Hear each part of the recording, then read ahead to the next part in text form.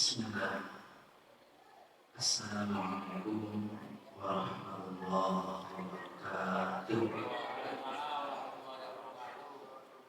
Alhamdulillah alladzi hadana lil Islam wa ayyadana bi mawafiqil iman wa ja'alana ummata khairil anam Muhammadin alaihi salatu wassalam. Amma ba'du. Hadirin hadirat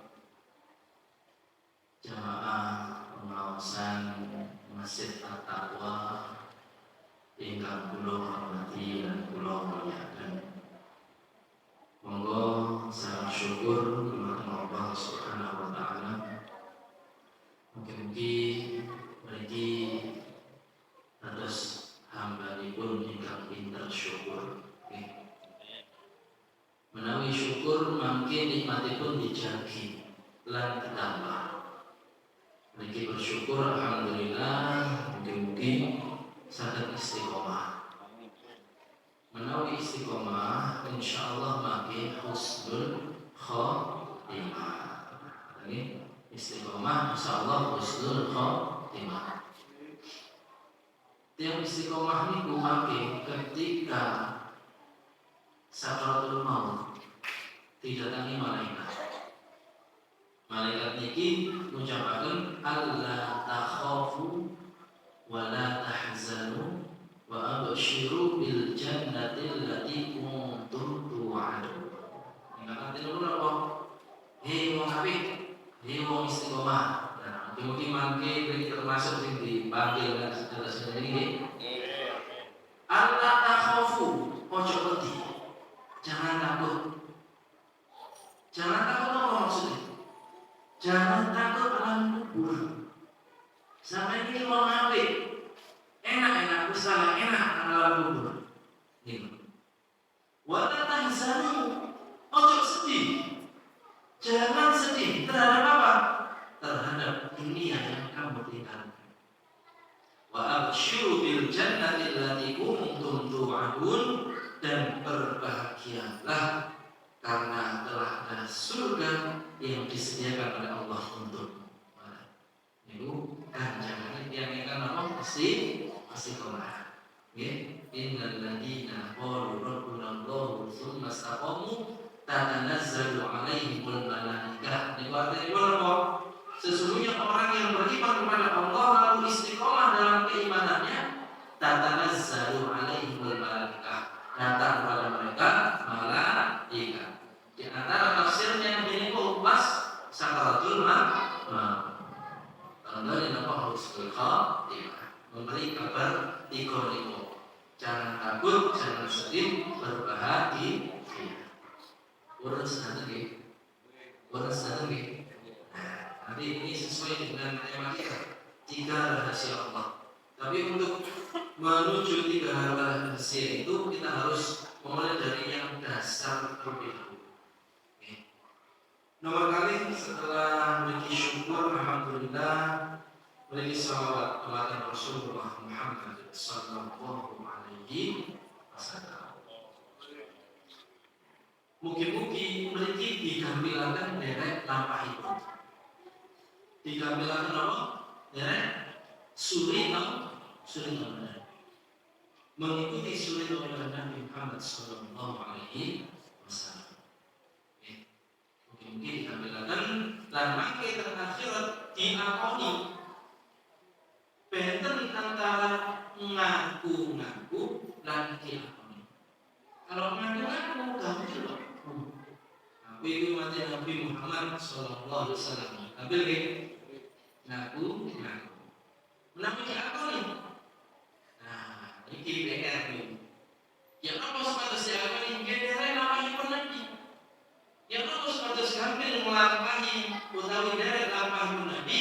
Pertama, liman kana yarjullah. Sudah. Menika tiang ingkang urip teng dunya niki gadah tujuan yarjullah. Tujuannya itu pengiran ridho Gusti Allah. Wal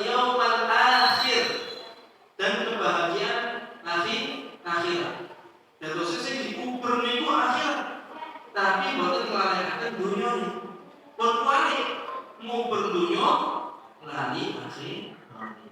Menurut dari ramai ekonomi itu. Wa dzakarallaha katsiran. Lan kana dzikir kepada Allah Subhanahu wa taala. Niki kunci. Kunci supaya seperti napa saged dimudahkan derek lampahipun Nabi Muhammad sallallahu alaihi wasallam. Bapak Ibu yang menghormati, saya sadar ini mau tantang boten mriki kok. Nggih kula bidal pun damel jasudan sampai terkenal terang.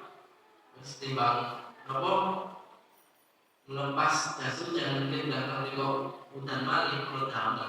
Ternyata betul lagu ini drinks asal lagu sampai di kerja sampai SMP di Kabupaten itu tasik krimis sedikit saya pilih terang. Alhamdulillah dalam bentuk sakit silaturahim datang masih tertakwa mugi beri dados sambalipun Allah ingkang bertakwa. Allahumma amin. Bapak Ibu yang menghormati dan dirahmati Allah Subhanahu wa taala. Dalam menikah insyaallah bahas 3 rahasia Allah dalam kehidupan. Nanging sadari menuju dengan 3 niku kedah enten landasane. Kedah enten landasane. Landasane niki hadis Nabi. Mantul niku saking hadis Nabi niki barulah muncul 3 rahasia. Hadis Nabi Muhammad SAW berbunyi, Ya ayuhan nas, inni taraktu fikum amroyn la tadillu in tamassaktum bihima. Niki hadis riwayat Imam Tirmidzi. Hadisipun sahih. Artinya pun apa? La tadillu in tamassaktum bihima kitab Allah wa ahla baiti. Insyaallah derek contoh. Ya ayuhan nas, kabeh menungso. Sebab Nabi Muhammad SAW ini balik sederhana tiang. Bahkan tiang Islam awal sendiri di Bali. Ya ayuhan nas, menungso. Ya niku dalam bahasa Arab artinya pun wahai. Nama Bapak Ibu? Wahai. Ya akhi, wahai saudaraku. Ya abadi. Ya bunayya. Ayat yang familiar itu ketika Idul Adha. Ya bunayya inni ara fil manam. Wahai anakku, ya. Bedanya nopo ya dengan ya ayyuha. Coba. Ya, dengan panggilan dekat. Misal kula teng 10 misal. Utawi teng Pak Zarkasi. Pak Zar tak Pak Jar. Pak Zar ini pun tidak tiba-tiba Pak Jar. Zar pakai Z. Zarkasi. Saya Jar kasih. Ya, akhi, celak ya nih. Ini gue pakai kalimat ya. Tapi kalau ditambahi ayyuha, ya ayyuha, itu berlaku untuk yang dekat, jauh, dan sangat jauh. Baik secara jarak ataupun waktu. Begitu sih. Dan saya Muhammad SAW itu ketika waktu beliau nasihat konten, ya ayuhan nas. Berarti yang dengar waktu itu sudah para sahabat dan orang-orang yang hidup di zaman Nabi. Ya ayuhan nas. Tapi berlaku juga untuk orang yang jauh, baik secara jarak, tempat maupun waktu. Berarti mereka termasuk yang ditimbali. Ya ayuhan nas, kabeh umatku. Betul jelas ya. Ya ayuhan nas, inni taraktu fikum amrayn. Sak temene aku iku ninggal. Artinya apa? Ba'da mauti. Nanti kalau aku sudah meninggal dunia, aku meninggalkan 2 perkara. Para nabi itu boten mewariskan hartanya. Yang diwariskan adalah ilmu. Taraktu fikum amrayn, aku meninggalkan untukmu semua wahai umatku 2 dua perkara. Lan tadillu in tamassaktum bihima. Kamu semua tidak akan pernah tersesat. Pakai kata-kata lan itu tidak. Kalau dalam bahasa Jawa never. Never. Dengan kamu sampai buatan fasih ini never itu tidak akan. Lan itu tidak akan. Beda dengan la itu tidak. Kalau lan tidak akan. Di awal juz 4 lan tanalul birra, tidak akan kamu dapatkan. Walan tardu anka yahud walan nasara. Yahudi dan Nasrani tidak akan. Tidak akan lan. Nabi Muhammad SAW memberikan jaminan kepada kita lan tadillu abadan, tidak akan pernah kamu tersesat. Tidak akan sekali-kali kamu tersesat. In tamassaktum bima. Ini maksud tamassaktum. Jika kamu berpegang teguh kuat dua hal ini, kamu jadikan pedoman hidup aman. Selamat uripe lan tadillu, tidak akan tersesat. Dan lagi saat ini kalau tak ada tadi yang sempurna kesasar. Kadang Google Map itu menyasarkan yang mulai kok. Wah, Google Map ini menyesatkan. Jadi buat ini buatan enten yang ingkang kurun kesasar. Karena hidup ini banyak tipu daya setan, tipu daya dunia. Terus dalam proses ini memberi kunci supados boten kesasar oleh melampai dunia ini kedah enten cekeran ini di bawah. Nopo kita kelompok Al-Quran. Wa ahla baiti, dan keluargamu. Ini nanti ada hubungannya dengan tema kita. Sedikit ya, dasarnya kuat dulu. Kitab Allah, menikah kitab suci Allah, firman Allah Al-Quran. Wa ahla baiti, ada di riwayat lain wa sunnati, dan sunnahku. Di riwayat yang ini yang Imam Tirmidzi, wa ahla baiti, dan keluargaku. Nah, saat ini secara singkat kita harus tahu kenapa Al-Quran ini dijadikan pedoman nomor satu. Karena Al-Quran itu punya fungsi, Bapak Ibu. Misalnya menawi dengan kata barang, tapi buatan berfungsi, tidak manfaat buatan barang itu.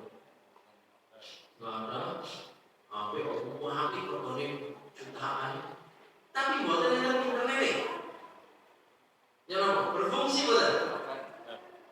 buatan, buatan maksimal, tapi tidak ada fungsi disana kami selfie. Tapi buatan saya tidak upload atau update status. Ada manfaatnya tapi tidak maksimal. Nah, Al-Quran itu tidak berfungsi, ada fungsinya. Dalam hidup ini harus ada fungsinya. Fungsi Al-Quran itu, Bapak Ibu, dirangkum oleh Allah di surat Yunus ayat 57. Surat Yunus itu surat ke-10 dalam urutan Al-Quran setelah surat At-Taubah. Di surat Yunus ayat 57 berbunyi, A'udzu billahi minasyaitonir rajim. Bismillahirrahmanirrahim. Ya ayyuhan nas. Sami kalian dari surah ya ayyuhan nas. Nah ini rugi timbang ya ayyuhan nas, rugi pas rugi. Mengatur mengenai yang direpati ya Allah. Alhamdulillah. Sampai ikut itu sudah pas. Mengatur jazakumullah khairan jazaa. Di ayat 57 surat Yunus ditimbali lagi begini. Ya ayuhan nas, orang menungso sedangkan dimanapun kamu, kapanpun kamu berada. Ayat ini berarti berlaku. Benar ya? Qad ja'atkum mau'izatun min rabbikum wa shifaa'un lima fis sudur wa hudan wa rahmatun lil mu'minin. Nih, telah datang kepadamu. Ini kata wow ini kan buat ngerti. Tapi saya dulu nih. Terus telah datang. Dan lagi, celak lagi. Dan itu. Quran itu pun dugi gitu. Lihat kasih kuatan lauh mahfud, lalu didatangkan oleh Allah melalui malaikat Jibril ke Nabi Muhammad SAW berada di Makkah, tersebar sampai pergi. Berarti ayat ini merasa bahwa qad ja'atkum telah datang kepadamu dari Tuhanmu Al-Quran. Mau itu fungsi pertama sebagai mau itu itu apa? Nasihat. Dan terus yang Al-Quran itu terus nasihat. Rasulullah. Kok sampai Quran namun terus wacana gitu-gitu. Kok baru sampai terus nasihat begini? Dan itu berarti kurang maksimal fungsinya. Mungkin saya sekedar cerita. Kalau pas bingung mengenai buka baca Al-Quran, saya baca. Dibaca apa itu baca merenungkan artinya itu nasihat. Mesti ada nasihat di baliknya. Kalau nanti bapaknya buka pas butuh apa, masih kuliah dia akan kelas atau yang moyo-moyo diutangi bingung buka ayat lawan utang.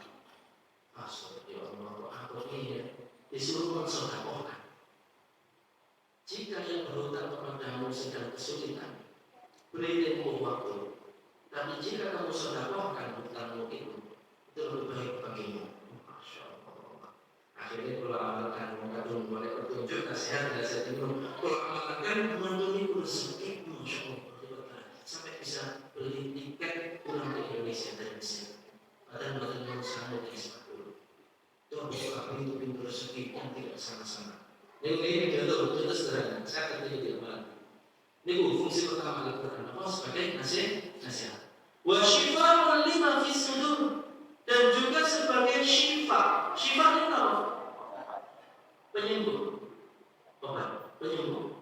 Lima fis sudur, terhadap apa yang ada di dalam hati. Karena penyakit syirik, penyakit ragu, penyakit bingung, penyakit iri, penyakit merdin. Bahkan itu yang terpenting isi kurang di dalam masjid. Kata betul. Tiang asli masjid di dalam masjid berendur.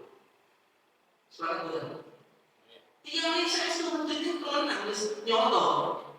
Jadi kalau masjid betul begini. Betul. Saking energi sifat.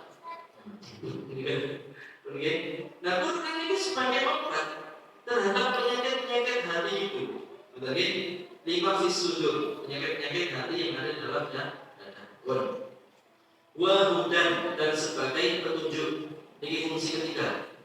Petunjuk itu tunjukkan ini halal, ini haram, ini olah, ini buatan, ini saya, ini elek, dan seterusnya.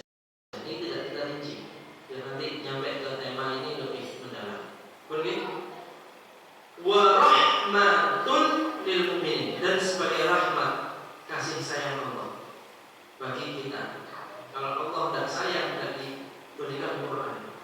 Dijarno ini dari hawa nafsu, dijarno ini melo isian setan. Karena Allah sayang dengan kita, Allah rahmat beri kita, memberi kita rahmat dari Al-Quran, diberi ini loh kasih sayangku kepadamu, yaitu surat cinta. Al-Quran itu surat cinta.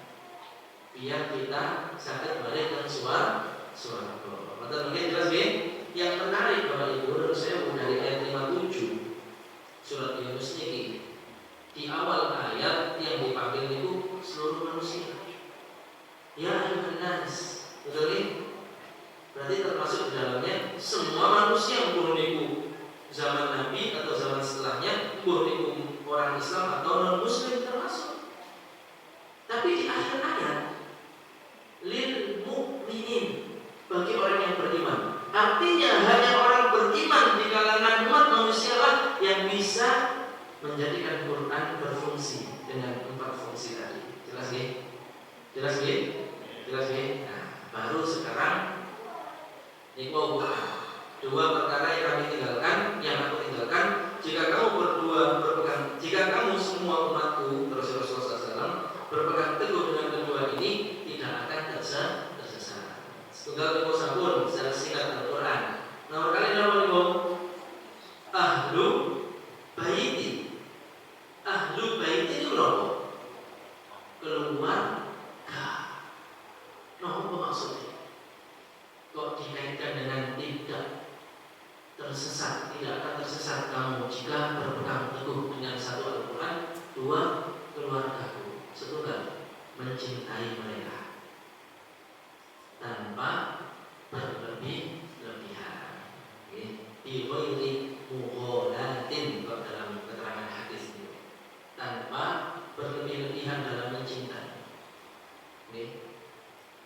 Kemudian wa antahtadu bihadihim, dan hendaklah engkau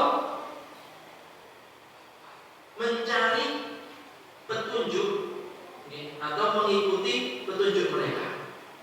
Kalau tangkap kinten-kinten keluarga Nabi itu menyesatkan atau memberi petunjuk yang menyelamatkan, dalam memberi petunjuk yang menyelamatkan. Contoh Imam Ali bin Abi Thalib. Niku sinten Nabi? Ali bin Abi Thalib sinten Nabi wa ibu? Ali bin Abi Thalib sinten Nabi? Siapanya? Ali bin Abi Thalib. Menantu sekaligus sepupu. Sepupunya. Karena anak dari pamannya.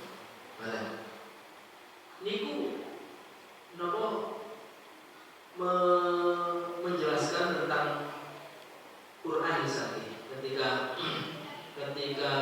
mentafsirkan ayat Al-Quran warattilil Qur'ana tartila, dan baca Al-Quran secara tartil. Tidak berarti maksud tartil apa? Imam Ali tajwidul huruf wa ma'rifatul huruf. Ini keterangan dari Imam Ali. Tajwidul huruf, huruf ini kita cetok sesuai makharijul huruf dan sifatul huruf. Wa ma'rifatul huruf, dan harus pas ketika berhenti wakaf dan ibtida'nya. Itu bacaan Quran yang tartil. Keluarga Nabi memberi petunjuk. Tapi Nabi yang akan kita bahas keluarga Nabi itu berarti termasuk putune, terus cicite, cucu langsung tercicit anake putu. Nah, ini yang akan kita kaitkan dengan tema kita. Kalau ucapan Nabi disebut hadis, betul? Kalau ucapan selain Nabi, para sahabat atau tabi'in disebut athar. Apa? Athar. Selagi athar itu tidak bertentangan dengan prinsip Islam, apalagi justru menguatkan nilai dan prinsip Islam, maka boleh dijadikan dalil. Boleh jelas ya? Nah, tentang tiga hal yang dirahasiakan oleh Allah ini ternyata adalah athar, berasal dari suatu athar, yaitu ucapan seorang sahabat atau tabi'in. Nah, yang dimaksud di sini, yang bermaksud adalah cicitnya Nabi. Pertama siapa? Ali Zainal Abidin. Itu putranipun Hasan bin Ali. Nabi mau putus pergi apa? Berpegang teguh kepada dua perkara. Pertama apa nih mau? Al-Quran. Kedua apa? Keluarga. Cicitnya Nabi keluarga sanes? Keluarga. Berarti menawi cicitnya Nabi nuturi mriki angsal dilampahi dan diambil sebagai pedoman, betul? Angsal mempercayai Nabi napa malih pituture utawi nasihate niku sae lan tidak bertentangan dengan prinsip dan nilai-nilai ajaran agama Islam. Kalau pada napa mengaitkan dengan tema tiga rahasia Allah dalam kehidupan itu disebutkan kita. Innallaha khabba'a salasan fi salatin. Innallaha khabba'a salasan fi salatin. Inna surah artinya ini sesungguhnya. Berarti kalau ada kata-kata inna niku tenangan untuk penekanan poin penting setelahnya. Contoh dalam Al-Quran, wal as demi masa, innal insana lafi khusr. Sungguh manusia berada dalam kerugian kecuali yang begini menambah sana di sebagai innallaha, sesungguhnya Allah itu khabba'a niku Bapak Ibu lurus semua artinya pun nyinggakno. Napa? Nyinggakno, menyembunyikan, merahasiakan. Oke, contoh ini HP. Kalau sing gak no. Nah, ini namanya dalam bahasa Arab khabba'a yukhbi'u atau akhba'a yukhbi'u. Yang ini nyingitno, nyingkano. Inna Allaha khabba'a thalathan fi thalathin. Saat teman yang Gusti Allah niku nyingkano 3 perkara di dalam 3 perkara. Nah, tentunya 3 hal ini disembunyikan Allah di dalam 3 hal. Oke, disebut rahasia. Pertama, khabba'a ridhahu fi ta'atihi. Khabba'a ridhahu fi ta'atihi. Allah menyembunyikan ridhahu. Ridho itu nopo? Pun sangat dipahami ya. Ridho Allah. Khabba'a ridhahu. Gusti Allah nyingitno, menyembunyikan, merahasiakan ridhonya. Di dalam apa? Fi ta'atihi. Di dalam ketaatan kepadanya. Maksudnya apa niku? Maksudnya kita tidak pernah tahu mana amalan kita yang diridhoi Allah. Betul? Betul? Karena tersembunyi dan dirahasiakan, memotivasi kita agar senantiasa berusaha sekuat tenaga untuk taat dan tidak meremehkan ketaatan sekecil apapun. Jangan-jangan sing titik cilik remeh, justru itu yang menghadirkan ridho Allah. Betul? Sepakat betul? Contoh ini dalam riwayat yang sudah viral dan familiar, kalau yakin jenengan sedanten belum serap, tapi dapat iling-iling. Ada riwayat yang menjelaskan bahwa seorang wanita nun sewu pendosa. Ini pendosa.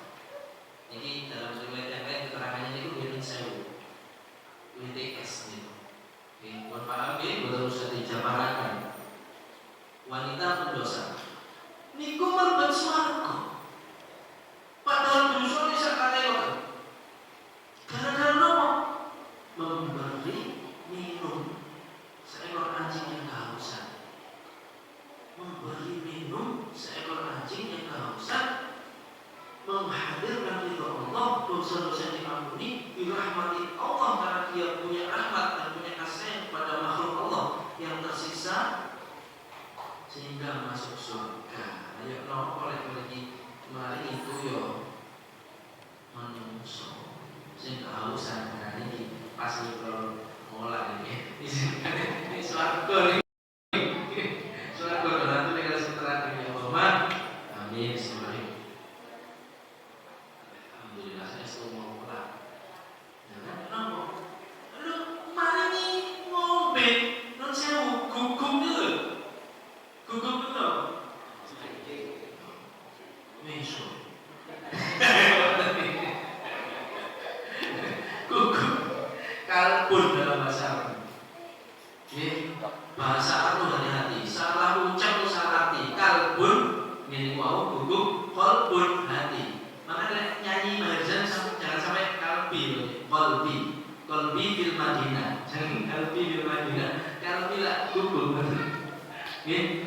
Loh, wanita pendosa dosane numpuk terus wonten zina gara-gara urusan sepele niku menghadirkan ridho Allah, dosa disepuro, amal soleh yang kecil itu kepada hewan yang najis itu yang kalau liurnya nempel disebut najis mubalaghah itu loh sakit menghadirkan ridho Allah.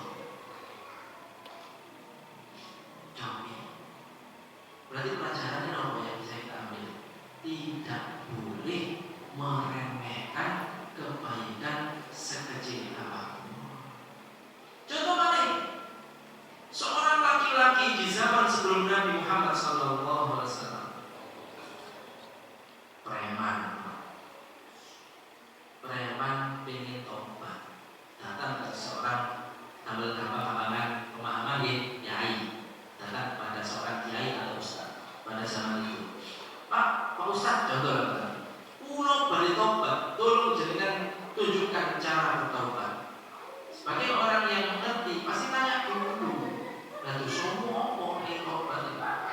Dosamu apa kok pengen tobat? Aku sematani wong. Tuh, berapa orang yang sudah kamu bunuh? 99 orang. Gak iso. Dosamu kegedean, kakean sing dipatani, gak akan diampuni kamu. Apa yang terjadi? Dipatani bisa dari ini. Yes. Jatuh harus. Ini hadis sahih ini. Yang bisa cari di kitab Riyadhus Shalihin. Bab Taubah. Judulnya Bab Taubat itu disebut. Akhirnya setelah membunuh Nyai ini pergi ke kiai satunya. Pak Ustaz, Pak Nyai, dulu bulan ini diarahkan dari tobat. Apa dosa boleh? Pulau ini gimana nih wong? Ini masih disebut kata ini 1.200. Kalau kaget, tapi orang bijak tahu bahwa taubat itu di Gusti Allah itu ampunannya maha luas. Wasi'ul maghfirah. Gusti Allah itu maha luas ampunannya. Akhirnya terus taubat. Kau minta ampun kepada Allah, menyesali perbuatanmu dan merubah hidupmu. Yang apa caranya? Awakmu sing imam dolan di teng mriko mesti ana gembulmu wong elek, gembulmu wong jahat, gembulmu preman dadi preman.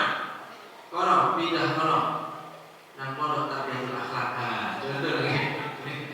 Gembul wong apik nang Masjid At-Taqwa, nang pengajian. Tampakane ngoten. Akhirnya napa? Siapa ini? Terus ini saged kula tobat. Iso. Gusti Allah Maha luas ampunannya. Yang penting kamu harus menyesali perbuatanmu, bertekad tidak mengulanginya lagi, dan mencari circle yang positif. Jangan hidup di tengah circle yang toksik kalau kata anak zaman now. Ini toksik, rusak, keracunan. Akhirnya laki-laki ini pergi ke tempat yang diarahkan, menemukan bandit-bandit yang biasa. Di tengah perjalanan meninggal dunia. Meninggal dunia kenapa dengan dia sudah sempat beramal soleh belum? Gede, terakhir dosanya gede macam kiai. Rekor itu nyawa ke 100. Belum sempat beramal soleh, baru mau niat pindah, baru mau niat pondok, baru mau merubah hidupnya, baru niat jalan meninggal dunia. Malaikat bingung. Ini oh ini digeblek kita dirahmati.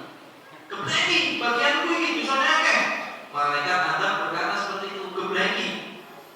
Siksa karena dosanya begitu banyak, wong 100 yang disepateni. Malaikat rahmat berkata, "Yo kan iso, Bro. Wong iki wis tobat. Wis tobat." Singkat cerita datang malaikat Jibril diutus oleh Allah. Selesaikan urusan itu. Ini, halo, ada wasit. Indonesia bahaya wasit di kampung ini. Mantap nih. Ini wasitnya malaikat Jibril. Wis ini saya ini solusinya dihitung. Jarak antara tempat dia yang dia tinggalkan dengan yang akan dia tuju lebih dekat mana? Dihitung mensurat mobil itu pakai meteran laser kayak sekarang.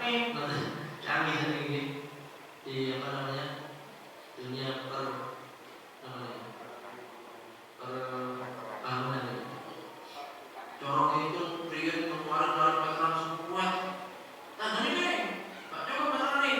Ada ini, mobil mulai meneran saat ini. Alat itu, cedik. Dilihat digital. Ini, oh sampai cedik. Malaikat punya canggih Pak, bukan saya bersama itu. Itu saya kalau ini tidak kono. Gue singkat jadi 7 tempat dia mau merubah hidupnya. Akhirnya digolongkan kepada orang-orang soleh pada matanya wong 100. Ya Allah ridho mengampuni dosanya berbuat suatu. Ini bukan dari alasan lebih. Kita matanya wong mau tobat beneran sah. Ini terus Rasulullah yang ikan ajiz orang yang lemah imannya. Bagaimana? Wal ajizu man atba'a nafsahu hawaha wa tamanna 'ala Allah. Dan orang yang lemah imannya adalah orang yang mempermainkan pengampunan Allah dengan bermaksiat lalu bertekad untuk taubat setelahnya. Itu enggak boleh. Wah, Gusti Allah Maha Pengampun, Maha Penerima taubat. Nek mulai maksiat bro, saiki seneng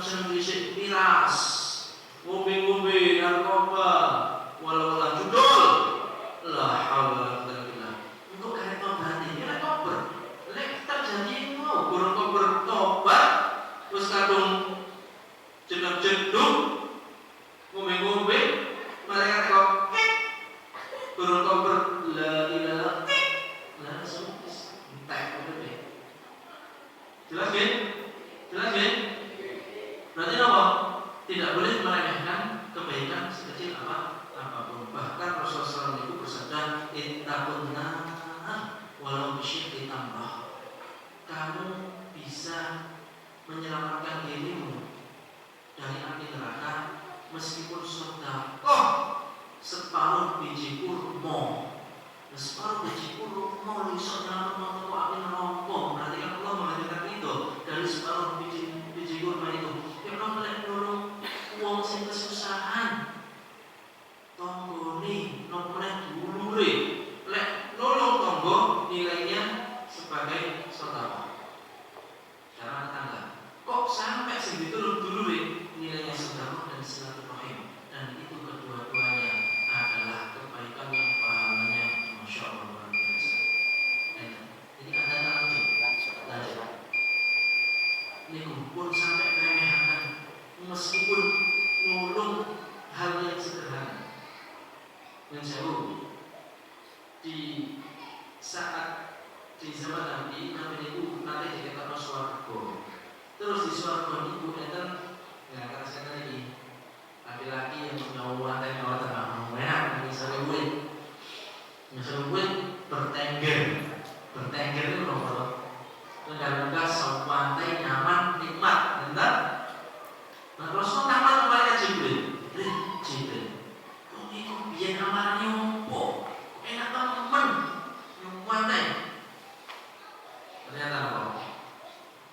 Dia itu wahai Muhammad punya kebiasaan yang jarang orang lakukan. Napa niku? Imatul ada anit thariq. Biasa nyekreno teri teko dalanane wong sing biasa di gawe liwat. Ana duri njogo waduh iki lek sik lakno ngono iki. Wah. Ana beli penjan njogo waduh iki lek sik darah-darah iki. Wah.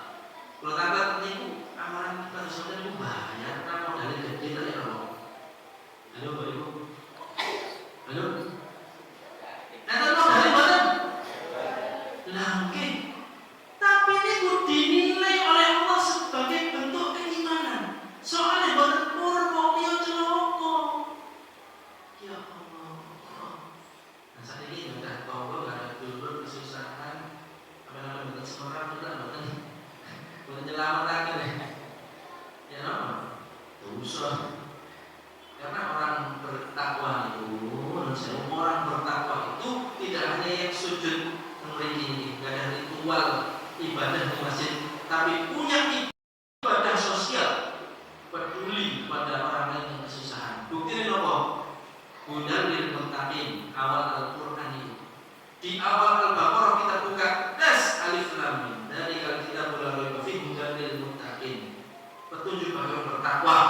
Napa ciri orang bertakwa? Alladzina yu'minuna bil ghaib, yang iman terhadap hal yang gaib, akhirat, pahala, dosa, neraka, alam kubur dan sebagainya, balasan-balasan Allah.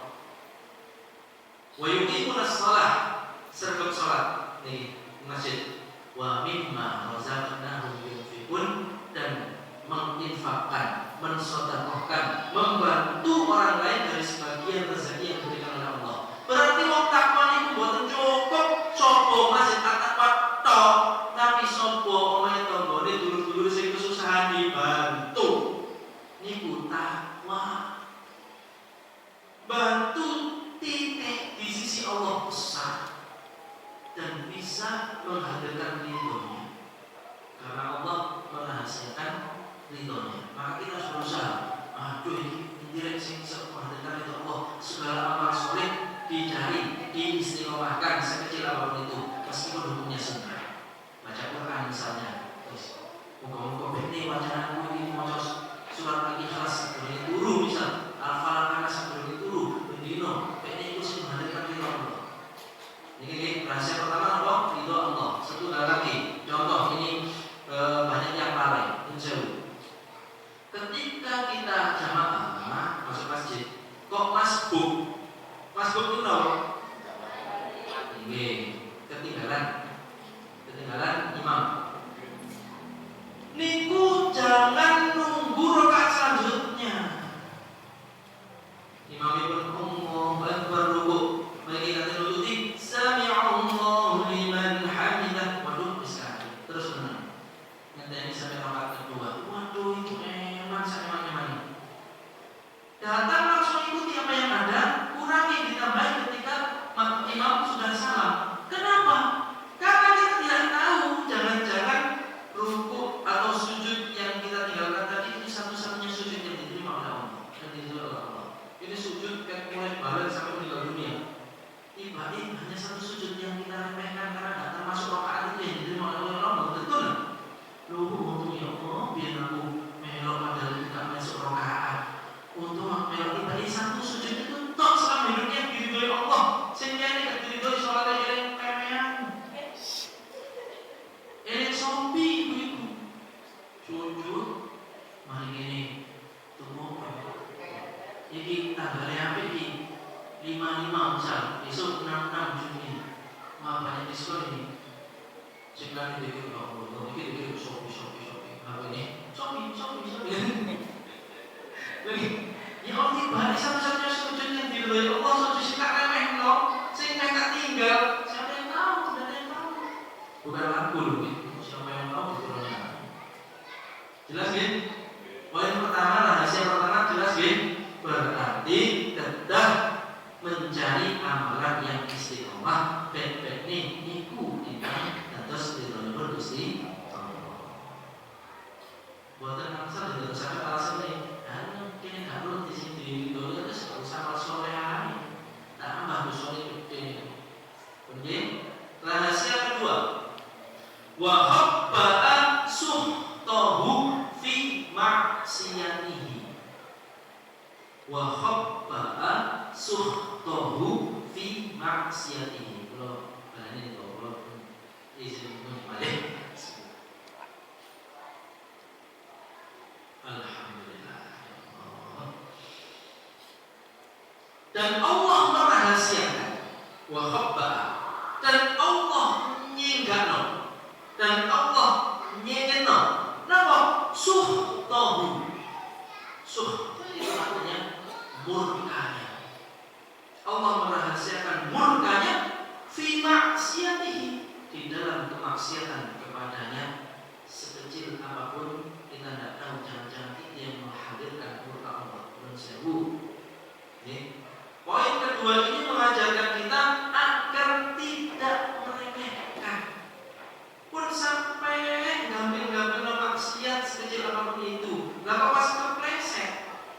Memiliki standar itu penuh, sahabat itu disebut oleh Nabi Muhammad SAW. Khata mesti kata salah standar, kecuali Nabi dan Rasul.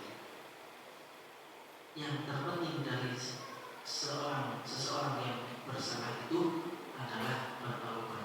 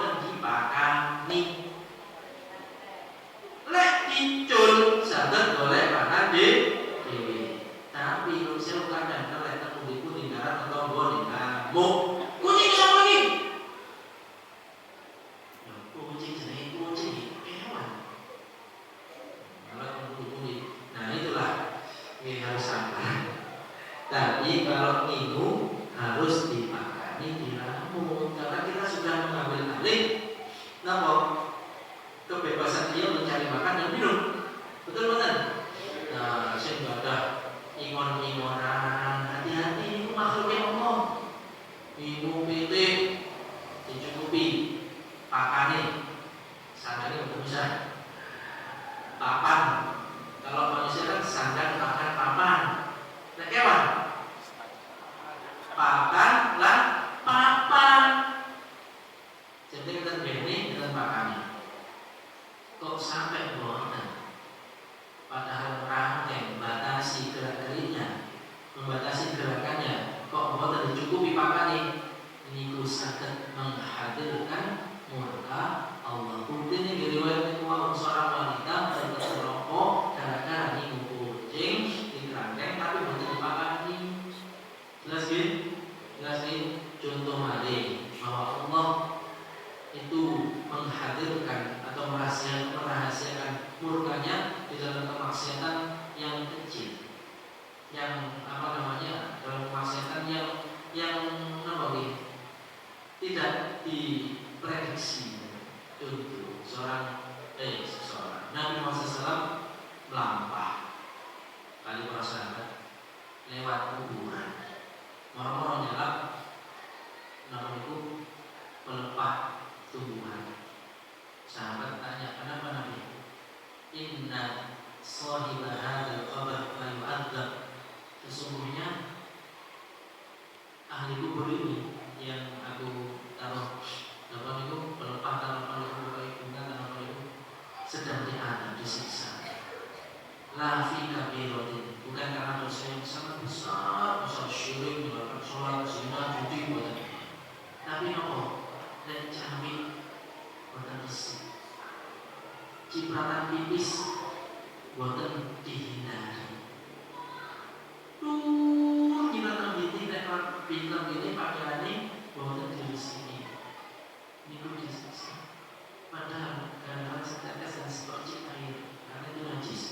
Nah, ini pelajaran penting bagi kita menanamkan dalam keluarga tidak hanya kebersihan tapi kesucian. Menurut saya malamnya banyak didapati anak kecil dididik orang ayahnya ngoyo ngadeg mari entek celana langsung dibareng seren gak jauh-jauhan tetes-tetesan nek celana mami nek anak cilik diduri di jam ngoten ngiro ngoten niku bener niku kok terus kok jam itu ya aman nih kan baru dua nih satu lagi nanti yang rahasia ya kalau bel ini kalau di sekolah kan bel pulang hujan kan itu betul paling derek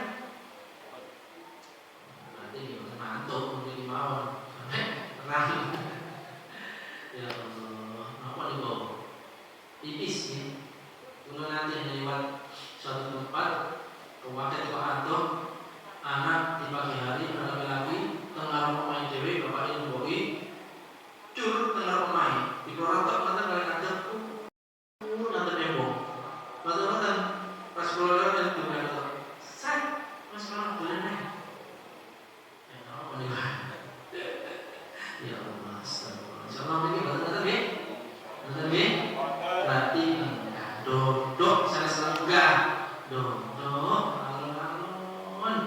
niku medeni percikan itu kalau najis apalagi diremehkan dibuat seorang lagi wah sudah tidak sah semua niku jangan sampai emosi itu manusia kalau kita mungkin betul di awal kelemahan ini sebagai menghindarkan diri dari kemaksiatan sekecil apapun niku contoh lagi di dalam Al-Quran itu ada satu kata terdiri dari dua huruf, yang mana dua huruf itu bisa menghadirkan murka Allah. Ini kok jombi, di dalam surat Al-Isra ayat ini 23 13 wa qadara rabbuka alla ta'budu illa iyyahu wa bil walidayni ihsana imma yablughanna 'indaka al-kibara ahaduhuma aw kilahuma fala taqul lahumā uff wa la taharuma wa kullu ma qawlan karima. Niku tentang bakti teng wong tuwa. Mriki niki mboten enten yang supaya mriki mboten enten. Kita bisa ada menikmati dunia dan seisinya ini karena ada orang tua kita. Maka Allah menjunjung tinggi kedudukan orang tua itu setelah kedudukan beribadah pada Allah. Coba di ayat itu tadi yang artinya dan Allah telah memerintahkanmu dan menetapkan bahwa kau harus menyembah hanya padanya. Perintah menyembah pada Allah. Wabil walidaini ihsana, berbuat baik kepada kedua orang tuamu. Terus dikatakan di situ kalau sampai begini-begini seorang main sepuh dan sebagainya, jangan kamu berkata niku dalam terjemahan bahasa Indonesia niku bukan harus terucap segala bentuk perbuatan, ucapan, tanggapan, respon yang berpotensi menyakiti perasaan orang tua termasuk dalam kategori misal tolong ibu bikin kolak tempe, bapak muncul sambal tempe pencet.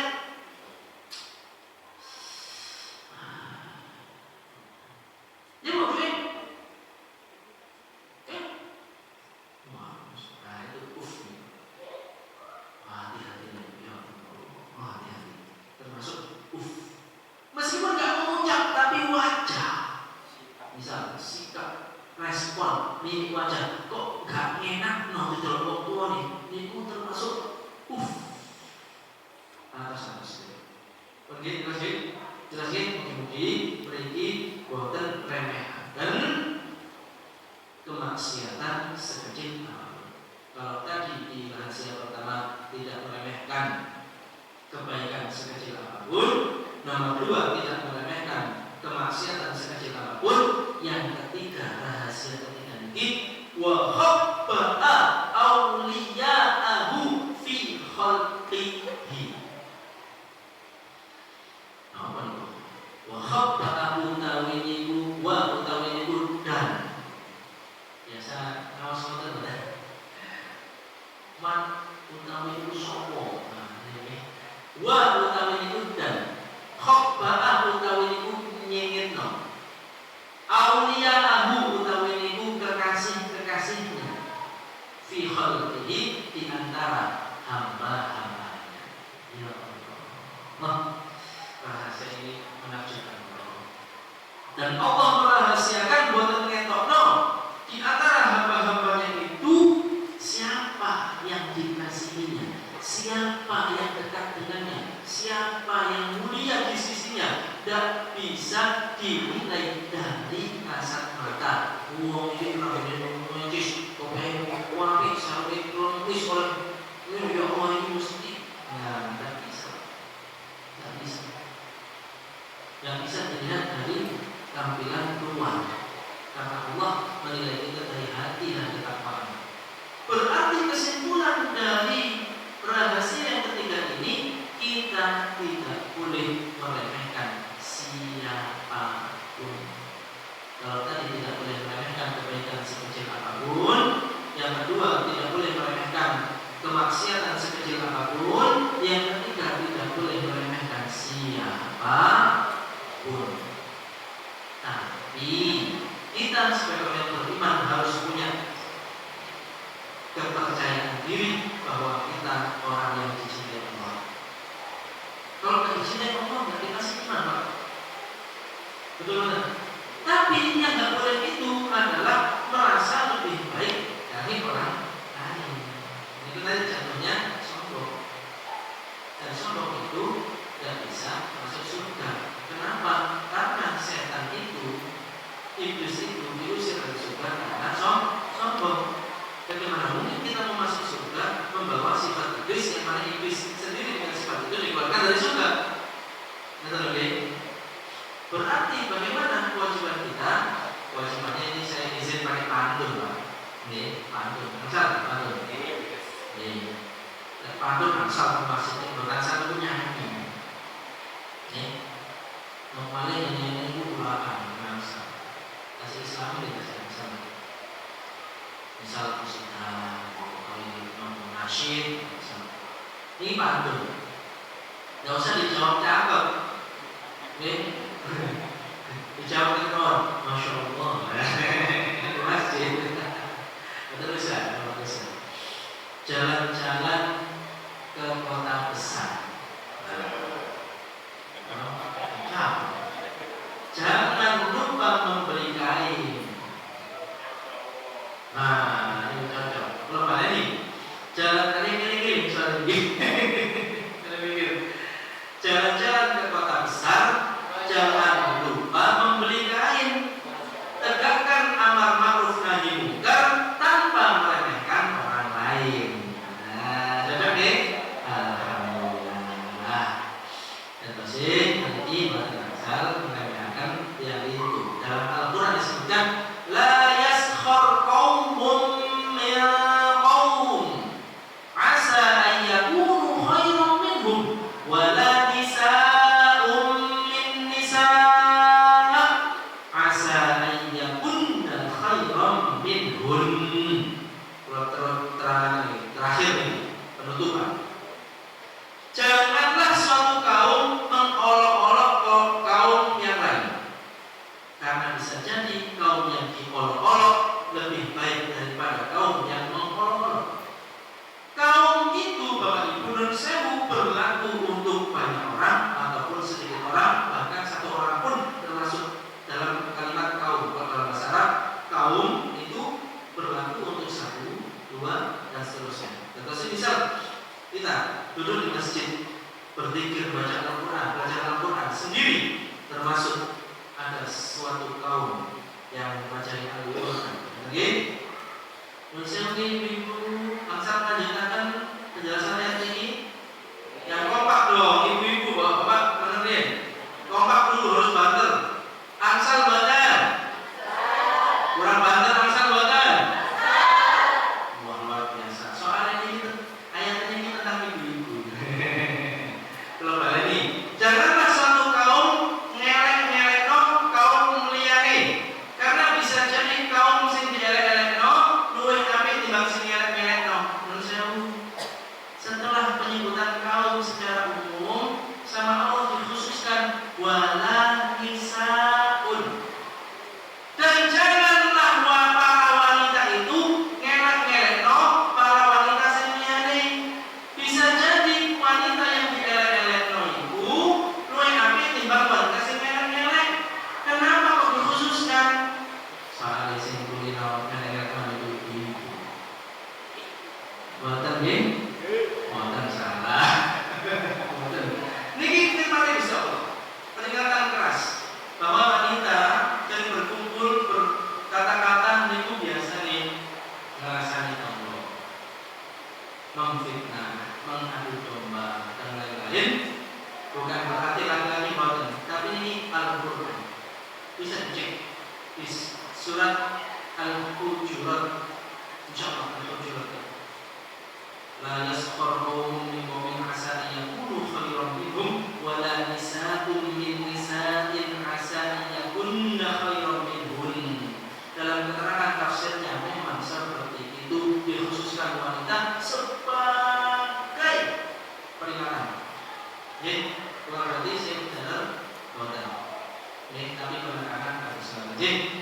Jadi teman-teman, Bapak Ibu yang menghormati, ulama kita berhubung namanya hidup punya kemauan, mungkin ada manfaatipun. Terus sebagai kesimpulan yang singkat satu, jangan sampai kita meremehkan kebaikan sekecil apapun. Bisa jadi kebaikan kecil yang remeh itu justru yang menghadap Allah. Kedua, janganlah kita meremehkan kemaksiatan sekecil apapun. Bisa jadi justru kemaksiatan kecil itulah yang menghadap Allah. Dan jangan pernah kita meremehkan siapapun, karena kita tidak tahu siapa tahu orang yang kita anggap remeh itu di sisi Allah justru lebih mulia dari kita. Ini mengajarkan kita semangat beribadah, semangat meninggalkan maksiat, dan semangat rendah